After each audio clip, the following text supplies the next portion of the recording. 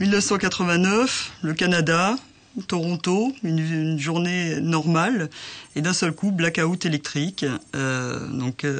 Les feux de signalisation qui s'arrêtent, les ascenseurs bloqués, et ça pendant plusieurs heures. Donc, que s'est-il passé? Le transformateur de la principale centrale électrique avait fondu. L'origine de tout ça était au niveau du Soleil. Quelle relation y a-t-il entre cette ville et le Soleil? C'est simplement que le Soleil, c'est une étoile qui est active. Tous les 11 ans, on va se retrouver un maximum d'activité solaire.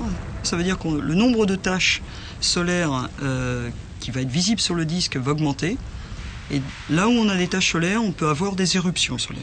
Et ça va conduire à l'expulsion de matière. Donc ça fait des grandes bouffées, des grands panaches blancs, et qui sont visibles généralement sur des observations par des satellites, tels que SO, etc., par des petits traits blancs, comme s'il y avait de la neige d'un seul coup qui tombait sur la caméra CCD, qui est en fait l'impact de ces particules sur la caméra. Et si ces particules sont dirigées vers la Terre, il y a des chances qu'elles puissent rentrer. Alors, normalement, nous sommes protégés par un bouclier magnétique. Dans certaines conditions, elles peuvent quand même rentrer pénétrer ce bouclier magnétique. Quand elles rencontrent l'atmosphère de la Terre, ça va produire un phénomène qu'on connaît bien, qui sont les aurores boréales au nord et australes au sud, donc les aurores polaires. Donc ces belles irisations vertes, etc., qu'on connaît bien dans les hautes latitudes. Alors quand il y a une très forte éruption, elles vont essayer de trouver des grandes structures pour pouvoir se déplacer. Et quelles sont les meilleures grandes structures qui existent? Des lignes à haute tension, dans lesquelles ces électrons vont s'engouffrer, et pouvoir remonter comme ça jusqu'au transformateur des centrales électriques qui se tournent déjà quasiment à plein régime.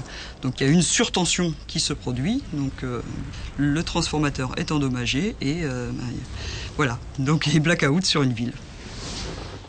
L'un des buts de la recherche actuelle est bien évidemment d'essayer de prévoir le plus longtemps à l'avance l'arrivée de ces particules. Mais pour l'instant, on n'arrive pas à faire de la prévision comme la prévision météorologique à 2-3 jours. On est bien incapable. Donc il y a beaucoup d'études actuellement qui sont faites pour essayer de comprendre qu'est-ce qui gère l'évolution de ce Soleil, du cycle de 11 ans jusqu'à l'évolution à courte échelle de temps entre les régions actives.